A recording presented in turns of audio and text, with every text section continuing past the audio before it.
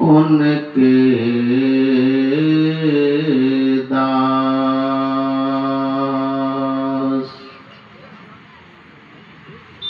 जन्म जन्म मोहि दे जियो निज चरण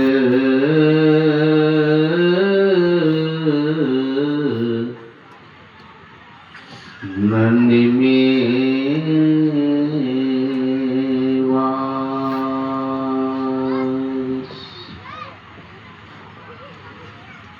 करुणा के अवतार पतित पावन परमाराध्य सद्गुरु महाराज के चरणों में कोटि कोटि नमन। निवास में विराजमान पूज्य पाद बाबा के चरणों में नमन। मंच पर विराजमान वंदनीय साधु समाज, अररिया जिला संत सत्संग समिति के सभी पदाधिकारीगण, सत्संग प्रेमी माताओं एवं बहनों,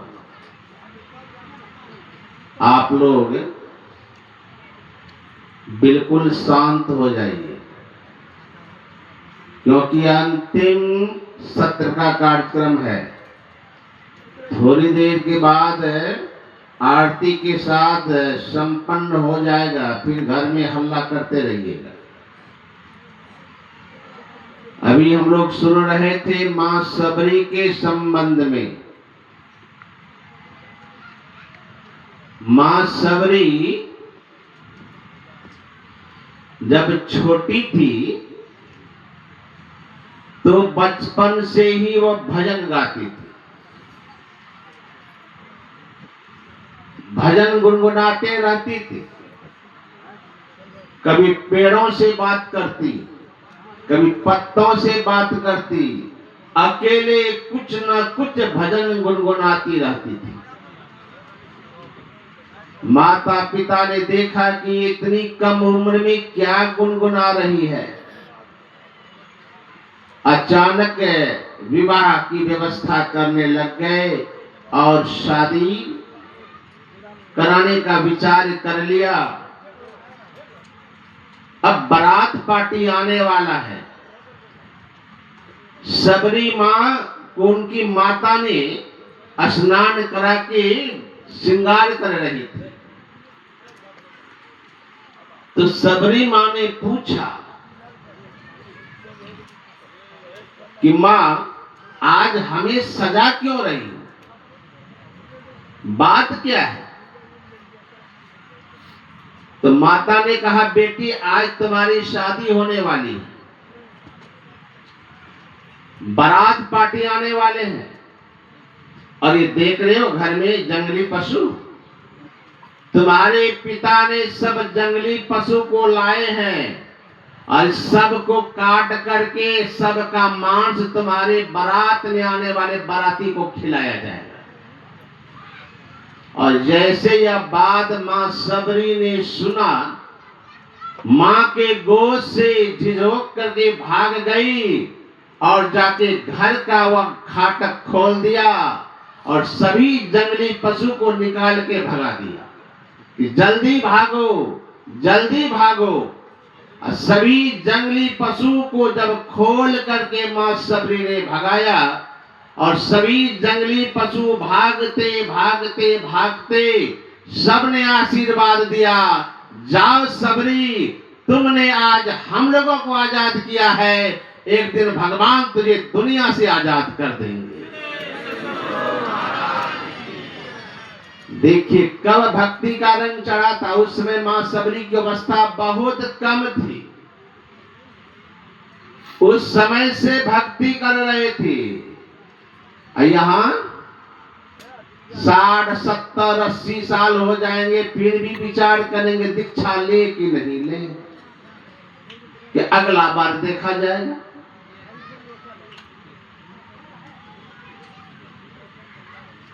कब भक्ति कर सकते हैं? बुढ़ापा में। बुढ़ापा में भजन भक्ति नहीं होता है भैया। भक्ति का उम्र है। हर काम जैसे हम जवानी में करते हैं, शरीर में बल रहता है तभी कर पाते हैं। और हमारे पूज्य बाबा संत साई स्वामी जी महाराज की वाणी में है कि जब तक तन सबल है, बुद्धि देती साथ, तब तक ही गुरु भक्ति का अवसर जानो हाथ। जब तक शरीर में शक्ति है, बुद्धि ठिकाने है, पूज्य बाबा ने कहा तब तक भक्ति कर लो, तुम्हारा कल्याण हो जाएगा दुनिया में। लेकिन यहां बचपन चला गया, जवानी बीत गई, अब बुढ़ापा में दीक्षा लेने आए तो क्या होगा? तो बूढ़े बाबा सब दीक्षा आज बहुत लिए हैं, सब तो घबरा रहे होंगे, बेकार ये दीक्षा ले लिए फिर ये ठीक। ये तो बाबा कह रहे हैं कि बुढ़ापा में भगवान नहीं मिलेगा। ये बात गारंटी है कि बुढ़ापा में भगवान मिलने वाला नहीं है। तो भी बूढ़े बाबा बूढ़ी माँ सब जो दीक्षा ले लिए, ये क्या होगा? कोई फायदा होगा कि नहीं होगा? फायदा हम लोग देखते थे पहले जमाने में, गांव घर में कुआं होता था। अब कुआं में बाल्टी और रस्सी लेकर जाते थे पानी भरने के लिए। क्या करते थे? बाल्टी में रस्सी बांध देते थे और धीरे धीरे बाल्टी कुएं के अंदर में डालते जा रहे हैं। बाल्टी भीतर जा रहा, रस्सी भी भीतर जा रहा, और रस्सी बाल्टी सब भीतर। हाथ में कितना बचा रहता है? थोड़ा सा छोर, उसको नहीं छोड़ रहे, अंतिम छोर को पकड़े हैं और उसी से ऊपर नीचे किए। बाल्टी में पानी भर गया, फिर रस्सी खींच लिए, बाल्टी बहाल कर लिए, पानी भी पानी। उसी तरह से बचपन चला गया, जवानी चली गई, बुढ़ापा में अगर आप दीक्षा ले लिए हैं, परमात्मा तो मिलेगा नहीं, लेकिन फायदा क्या होगा? आपका गया जीवन वापस आएगा, अर्थात जब शरीर छूटेगा तो मानव तन की गारंटी हो जाएगी।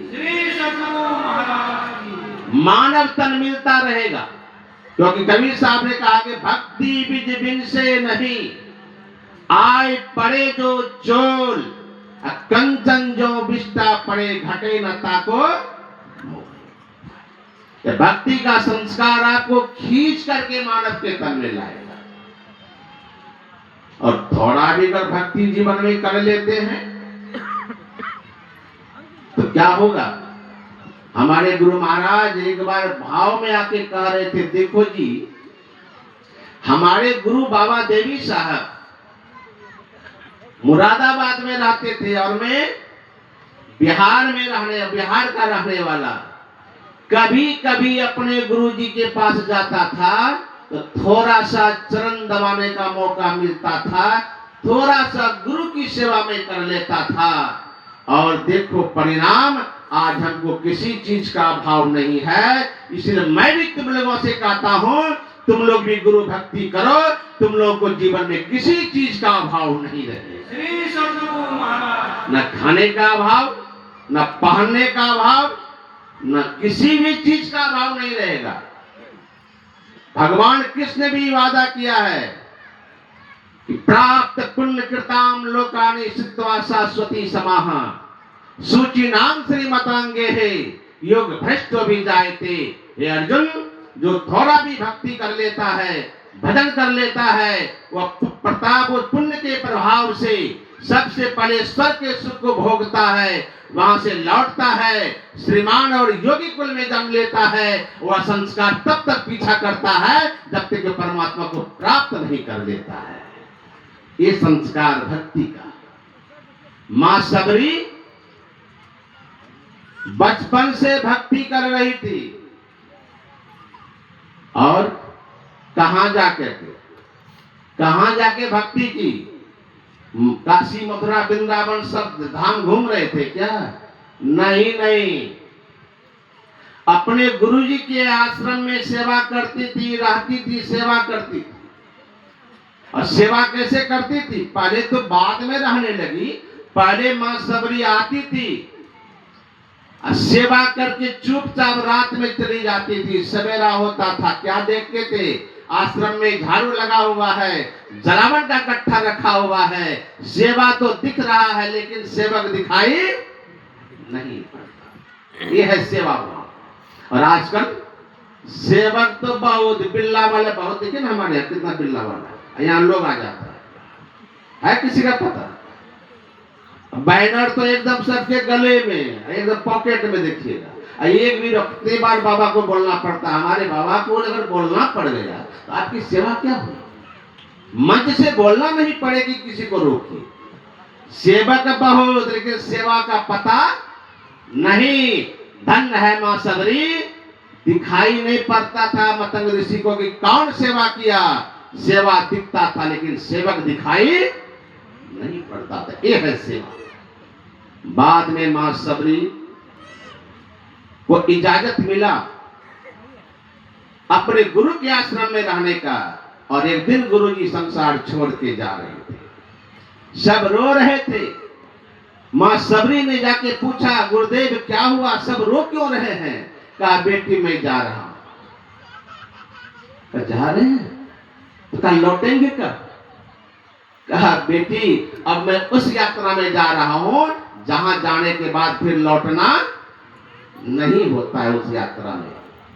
तो मां सबरी ने कहा कि तब गुरुजी मैं भी आपके बिना नहीं रहूंगी, क्योंकि गुरु का वियोग सहन नहीं होगा मुझे,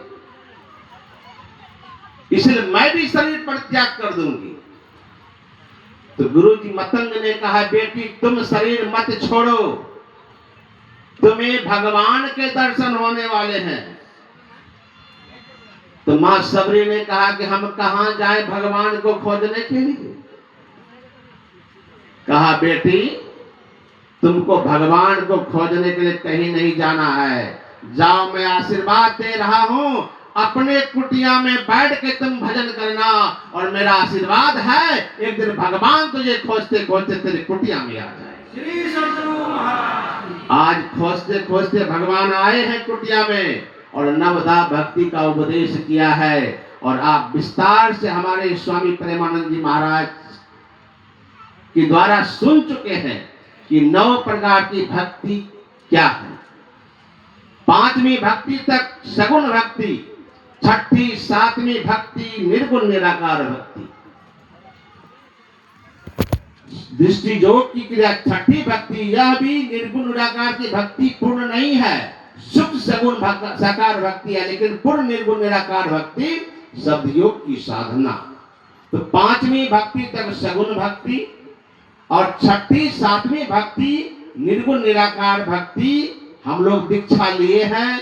अगर मानस ध्यान ही करते रह गए तो समझिए अभी सगुण भक्ति में ही लगे हुए हैं, और सिर्फ सगुण भक्ति करने वाले का कल्याण संभव नहीं जब तक निर्गुण निराकार की भक्ति आप नहीं कर लेते हैं। हमारे पूज्य बाबा संत साई स्वामी जी महाराज कहते थे, जैसे चलने के लिए पैर चाहिए, जीने के लिए गर्दन चाहिए, उसी तरह से आरंभिक उपासना सगुण उपासना से कीजिए, लेकिन पूर्णता तो निर्गुण निराकार में ही होगा। यह 9 प्रकार की भक्ति का वर्णन हम लोगों ने सुना है।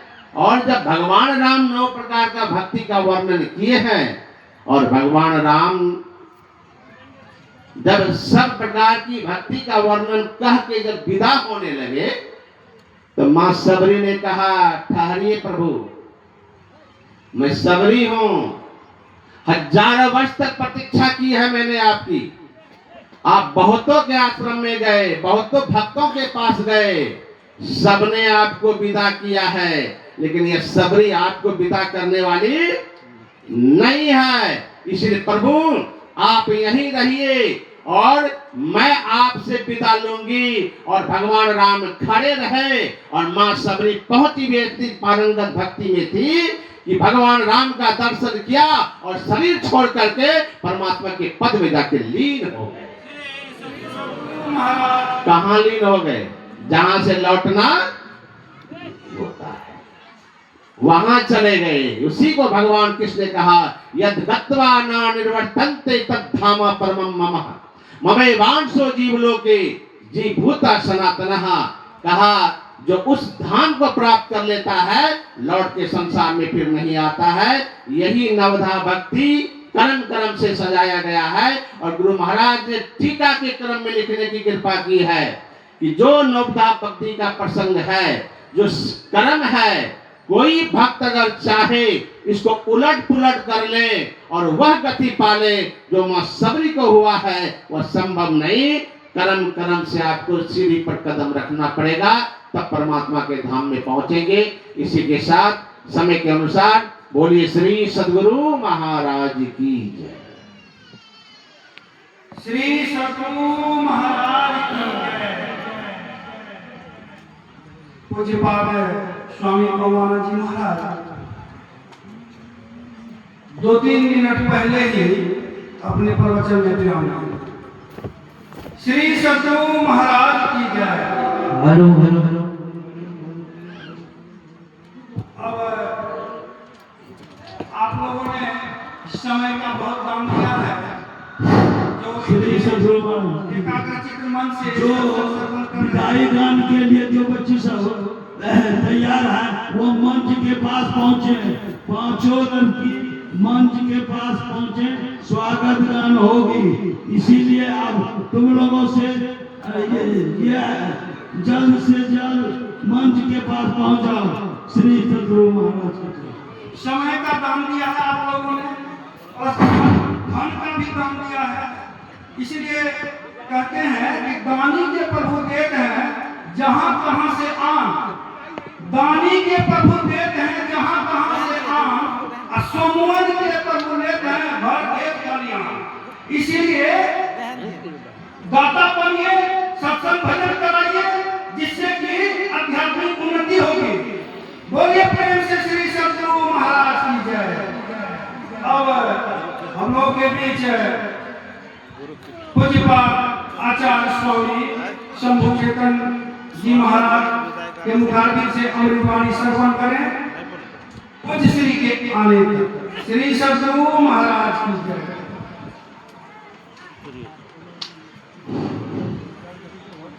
बोलिए प्रेम से श्री सद्गुरु महाराज की जय। श्री सद्गुरु महाराज की जय। श्री सद्गुरु महाराज की जय।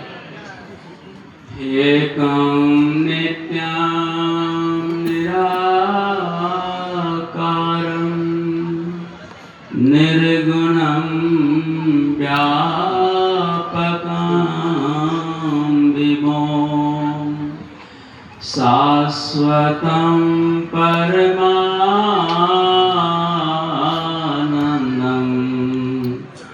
गुरुं मे नमाम्यहम्। चिन्मयी देहि चिदध्वनि विज्ञान सुधा वर्षतम् नतो सद्गुरु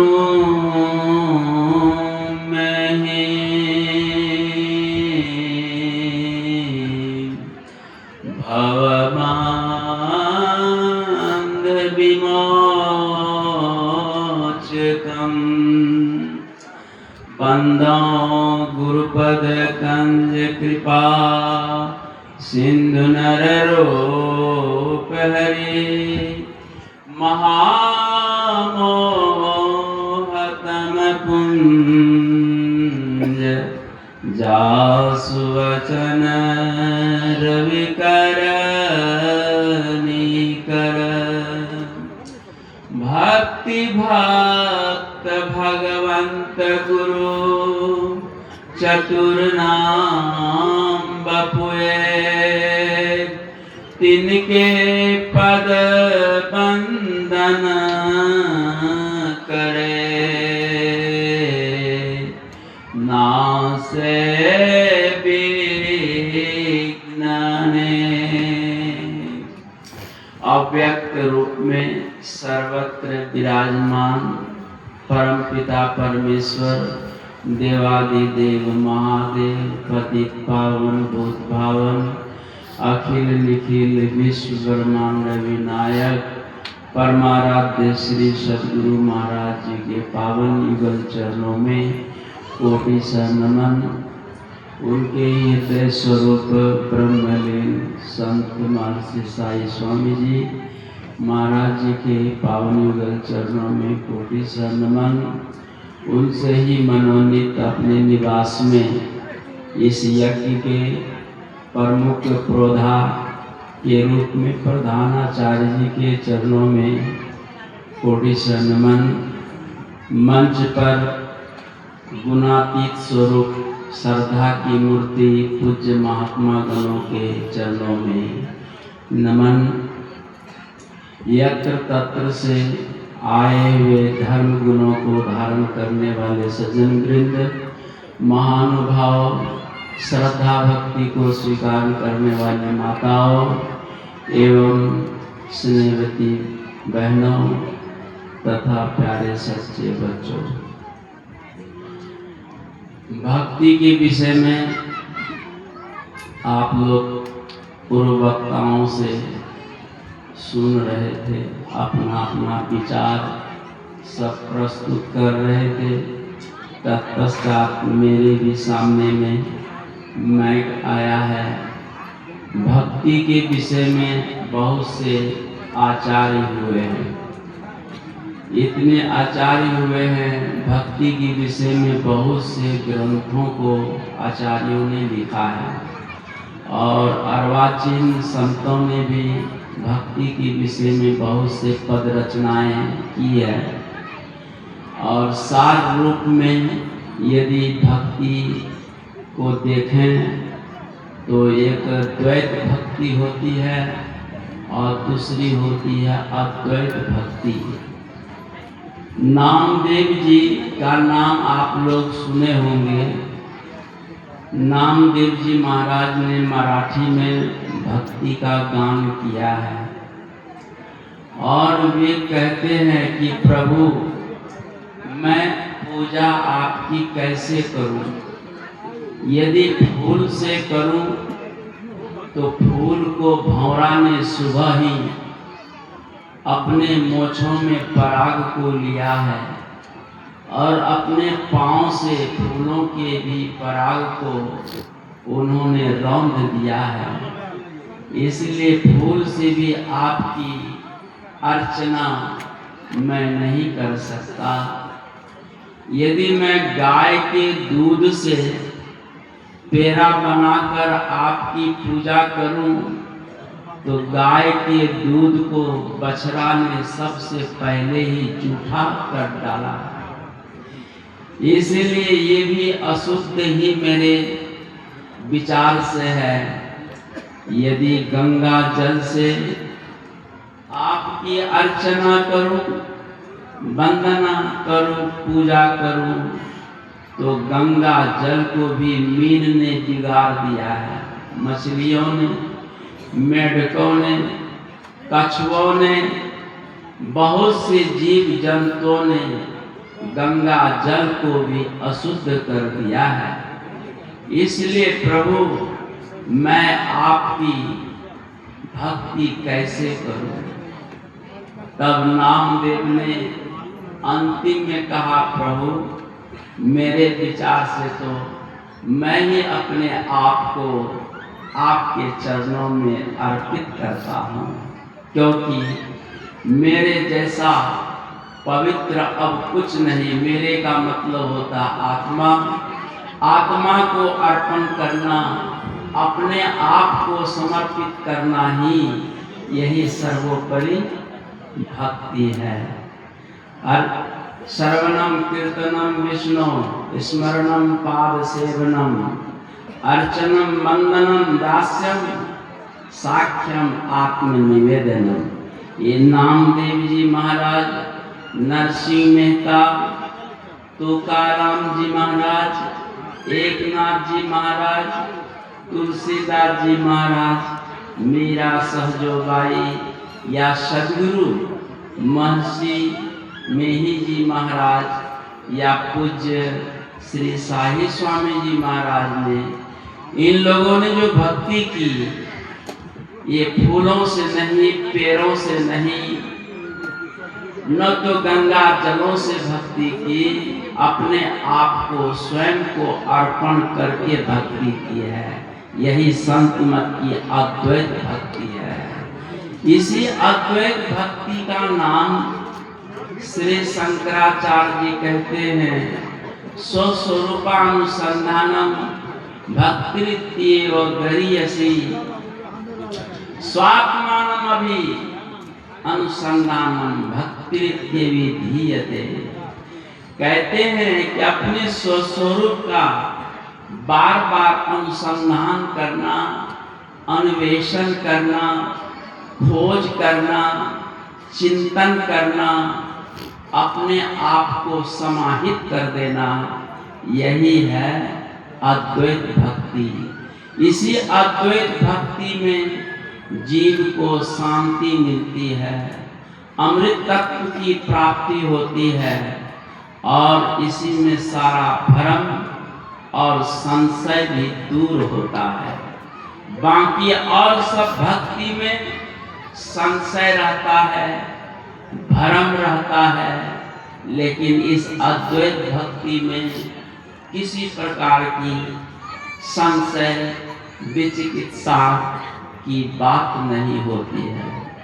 इसीलिए अभी रामायण का पाठ सुने हैं, नवधा भक्ति के विषय में माता सबरी को एक पात्र बनाकर, एक निमित्त बनाकर इसमें द्वैत और अद्वैत भक्ति का वर्णन किया गया है। लेकिन इसी भक्ति का वर्णन करने वाले गोस्वामी तुलसीदास जी ने विनय पत्रिका लिखी है। उसी विनय पत्रिका के अंतर्गत वे कहते हैं कि रघुपति भगति करत कठिनाई, कहत सुगम करनी अपार, जो जही बनी आई, जो जही कला कुशलता कहत, सो सुलभ सदा सुखकारी, सफरी सन्मुख जल प्रवाह, सुरसरी बही गंधारी। देख लीजिए, लेखक एक ही है लेकिन दो तरह की बात कर रहे हैं। वहां पर उत्तरकांड में भक्ति का वर्णन करते हुए एक चौपाई लिखते हैं, भक्ति पथ कौन प्रयासा, जोग न मख तप उपवासा। ये भी बात कर रहे हैं कि भक्ति मार्ग में कौन प्रयास, कोई आयास, कोई प्रयत्न चेष्टा नहीं है। क्यों? न तो योग करना है, न यज्ञ करना है, न जप करना, न व्रत करना, न उपवास करना है।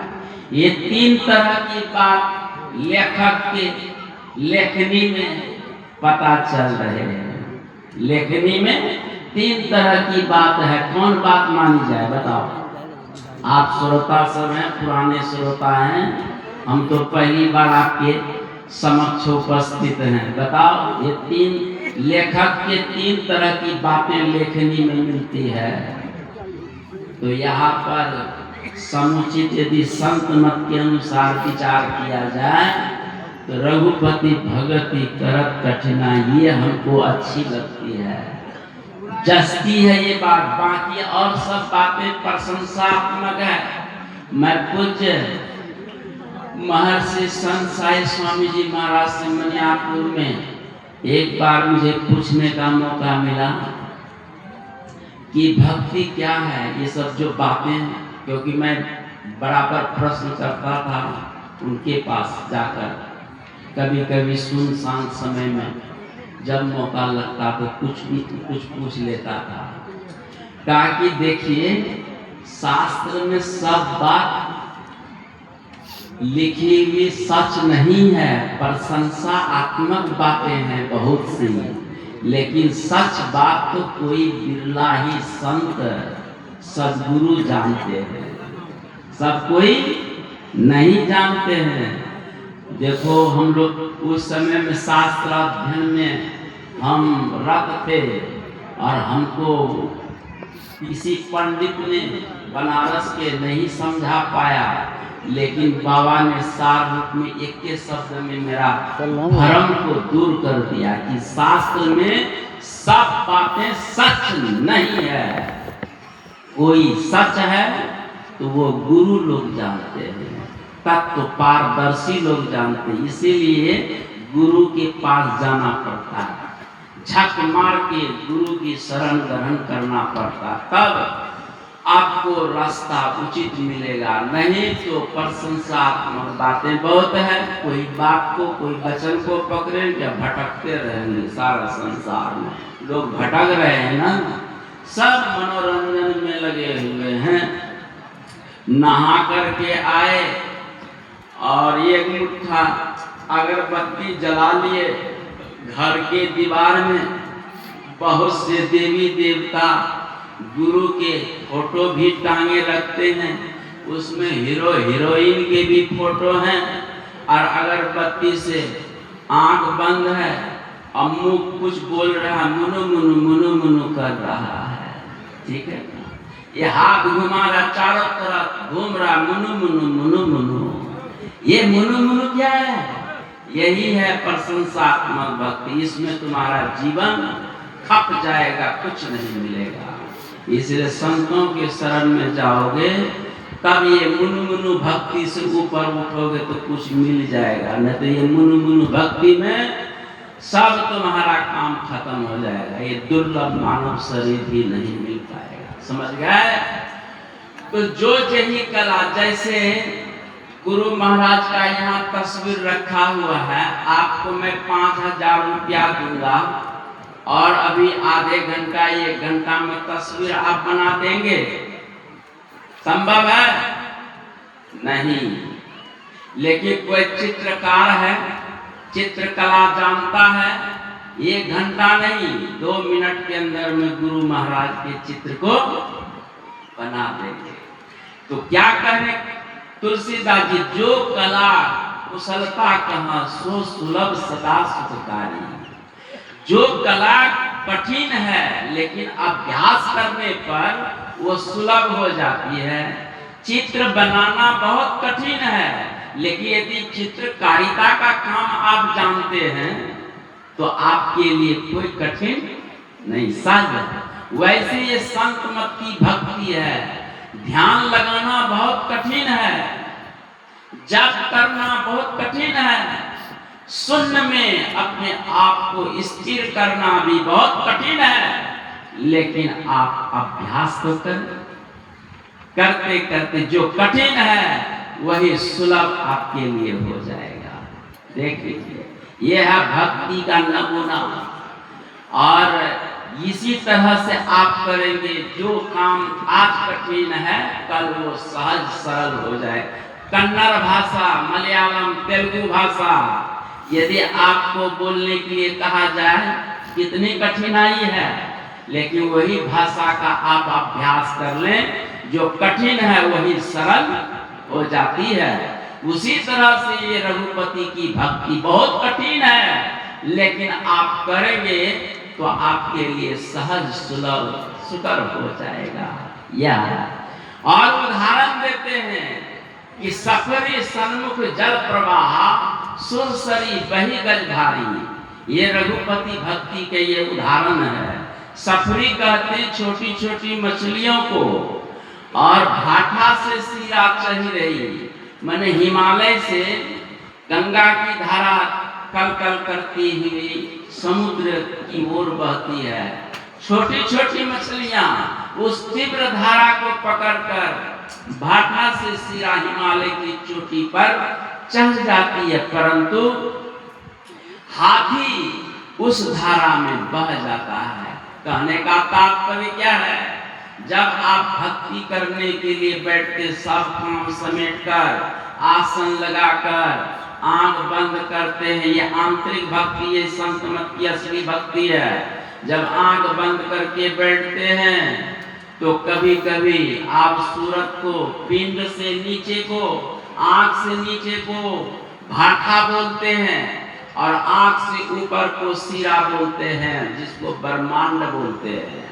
तो आंख से नीचे सफुरी का मतलब होता है सुरती। ये सुरती नींद और ये हमारी वो चेतना, ये शरीर इंद्रियों में फैली हुई है। जब आप ध्यान करने बैठते हैं तो वो सिमट करके भाठा मतलब पिंड से ब्रह्मांड की ओर चढ़ती है। लेकिन सुरसरी वही गजभारी। गजभारी का मतलब जिस सुरती में मन में वासना है, कामना है, इच्छा है, उस धारा में चल नहीं पाते, वो बह जाता था निद्रा में, आलस में, परमाद में। आप कहते हैं हमको ध्यान में मने नहीं लगता है। यही है हाथी मन। हाथी मन जो है भक्ति कर नहीं पाता, हाथी मन वो ध्यान नहीं कर पाता, चढ़ाई की चोटी पर वो चढ़ नहीं पाता। जिस मन में, जिस सुरती में कामना वासना कुछ नहीं है, शुद्ध रूप से है, वो मन पिंड से ब्रह्मांड में चढ़ जाती। ये सफरी भक्ति है। इस सफरी भक्ति को करेंगे तब आपका कल्याण होगा। लेकिन रोज रोज करने का है, अभ्यास रोज करेंगे तो हो जाएगा। जो सरकरा सिक्ताम मिलही बलते नहीं बिलगावे, अति रसज्ञ सूक्ष्म पिपीलिका बिनु प्रयास ही पावे। यही है अद्वैत भक्ति की व्याख्या। सरकरा चीनी बालू में मिल गई है। आप बहुत पढ़े लिखे हैं, बुद्धिमान हैं, आप बालू से चीनी अलग कर पाएंगे? बोलिए, नहीं, संभव नहीं है। लेकिन पढ़ी लिखी एक चीटी नहीं है, छोटी चीटी है और आराम से बालू से वो चीनी को अलग कर लेती है। तो बालू, चीनी और चीटी है क्या, इसको समझो। गोस्वामी जी कहते हैं ये शरीर, मन, बुद्धि, इंद्रियां, प्राण, यही है बालू। और इसमें जो है चीनी का मतलब वो परमात्मा, ये मिले हुए हैं। और मोटी बुद्धि से परमात्मा को अलग नहीं कर सकते। तब चीटी की तरह जिसकी सुरती हो गई है, वही ये प्राण, मन, बुद्धि, इंद्रिय, शरीर से उस परमात्मा को वो अलग करके देखता है। जैसे आप हमारे सामने में हैं, वैसे ही वह साधक योगी, योगिनी, तपस्वी अपने ध्यान में उस प्रभु को देखते हैं। यही है निर्गुण भक्ति। और ऐसे भक्ति करने वाले सकल दृष्टि जो उदर मेली, स्वय निद्रा तजी जोगी, सोई हरि पद अनुभवई परम सुख, अतिशय द्वैत वियोगी। ये द्वैत को त्याग करके वो परम सुखी होकर, और आंख ऊपर से बंद है और भीतर से हरि पद का अनुभव वो कर रहे हैं। और वो संसारी के दृष्टि में लगता वो सोए हुए हैं, लेकिन वो सोए हुए नहीं है, अंदर से ब्रह्म के चिंतन में मगन रहते हैं। अभी बाबा बहुत दूर में है, आप लोगों को भक्ति करने का मन नहीं है, तो क्या किया जाए? सुनने, अच्छी बात सुनने का मन नहीं है। देह स्थिर अभिमति तेजत्वम जाया सुता विश्वमता विमुंचा।